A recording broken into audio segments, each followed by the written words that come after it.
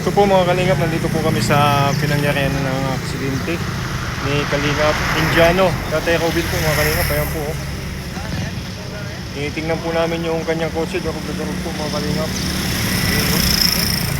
Sabi, kasalukuyan po mga kalingap, nasa hospital pa si Tatay Indiano, ang kanyang asawa.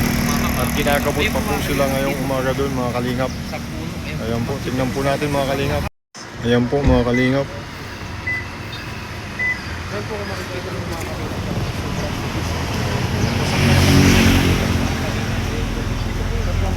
Ugado talaga mga kalingap. Talagang grabe. Ayan po, sabi po ng mga asawa ni Jan, nung makausap po sa Provincial Hospital ay sinumpong po si Jan ng tatlo. Kaya po na-aksidente si Tatay Indiano dahil sinumpong po ng kanyang sakit. At ayan po nga po, nawala ng kontrol yung pagdadrive at nakatapak po sa silinyador. Ayon po sa kwento po ng kanyang asawa mga kalingap. Kaya po ngayon kami, pinapatingnan po ni Kuya Bal yung nangyari dito. Nandito po kami, kasama ko po si Chief Virador. At tinitingnan po mga kalingap. Ayan.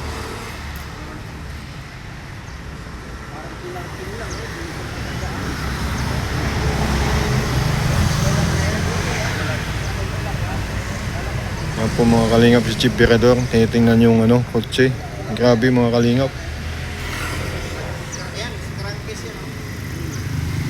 Ito po yung kotse ni Tatay Indiano mga kalingap. Tatay Robin po. Yan po.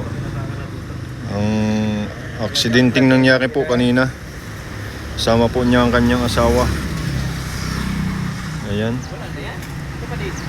Tingnan po namin mga kalingap dahil dito po yung nabangga ng puno. Napakalakas po mga kalingap.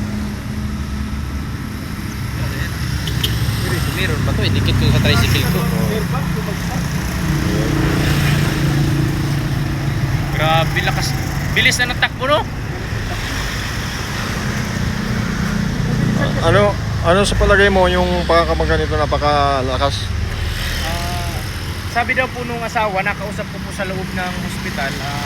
Ang pagkasabi po nung asawa ni Kuya Robin ay sinumpong daw po si Kuya Robin ng epilepsy. Yung tinatawag na nagtantrum daw po. Kaya yung apak niya sa linyador ay naidiin niyang masyado. Napalakas yung apak. Napalakas po. Yung, kaya sobrang bilis siguro ito. Kaya napakalakas yung pagkakabangga no? Ayan po mga kalingap. Ayan po mga kalingap, nakausap po natin si Tatay Robin Hospital at yung kanyang asawa. Malakas po talaga yung impact mga kalingap. Tingnan nyo. Kung pagmamasdan nyo yung sasakyan talaga. Grabe, mabuti mga kalingap, walang tao. Walang nakasaga na ibangga po sa kahoy. Hindi po, wala pong na-aksidenteng tao. Kung hindi lang po yung mag-asawa po, ay pa pong ginagamot. At ayun nga po kay Kuya Bal, puntahan namin dito yung sasakyan at tingnan yung damage. Grabe po mga kalingap, hindi na po mapapakinabangan.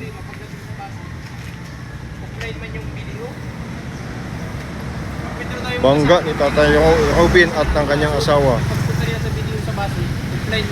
Grabe mga kalingap po. Kaya tumilit na sila dito sa diet, ayun na.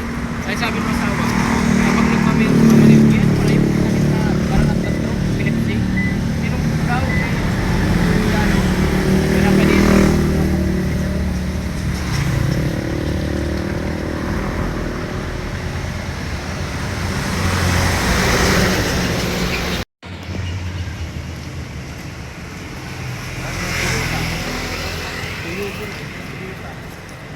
Ito po yung sasakyan ni Tatay Robin, si Kalingap Tatay Robin.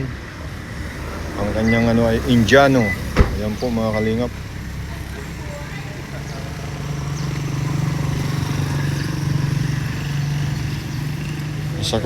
Nasa kasalukuyan po mga kalingap ay nasa ospital pa po sila. At medyo grabe ang pagkakabangga nito. At kanina po ay nasa hospital pa po. Ang dami pong yung asawa po ay yung paa. Medyo may balik yung paa.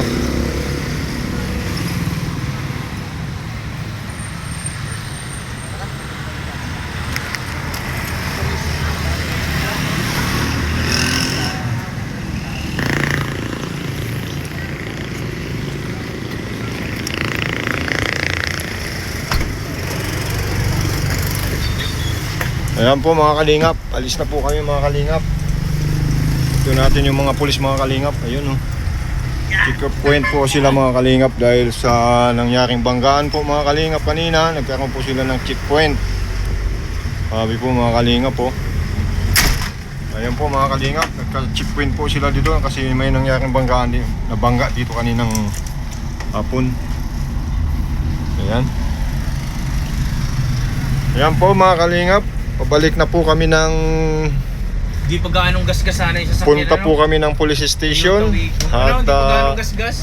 titingnan po natin kung anong sitwasyon ng investigasyon ng pulis. Yan po mga kalingap, may mga pulis po.